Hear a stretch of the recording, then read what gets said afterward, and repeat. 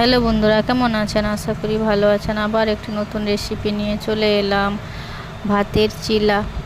এই রেসিপিটা একবার বানিয়ে দেখবেন, খেতে খুব অসাধারণ হয়েছে। আমি বুঝতেই পারিনি যে এত সুন্দর খেতে হবে। ভাতগুলো বেঁচে গেছিলো, কি করব, ফেলে তো যাওয়া যাবে না, তাই একটু কাজে লাগিয়ে নিলাম। আপনারা এভাবে বেঁচে গেলে ট্রাই করে দেখবেন এই রেসিপিটা। মুগ ডালকে ভিজিয়ে রেখেছিলাম 10-15 মিনিট। ভাতের সঙ্গে মুগ ডাল, যেরকম ঝাল খাবেন সেভাবে আপনারা লঙ্কা দিবেন, কাঁচা লঙ্কা, রসুন আর পরিমাণ মতো জিরে, নুন আর হিং সব দিয়ে একসঙ্গে মিক্সি জারে পেস্ট বানিয়ে নিব। আমার ইউটিউব চ্যানেলটিকে সাবস্ক্রাইব করবেন, বেশি বেশি করে কমেন্ট আর শেয়ার করবেন। মিক্সির জারে আমরা পেস্ট বানিয়ে নিয়েছি। এবার ওর সঙ্গে, এই পেস্টটির সঙ্গে পরিমাণ মতো ময়দা, বেসন আর সুজি আর খাওয়ার সোডা মিশিয়ে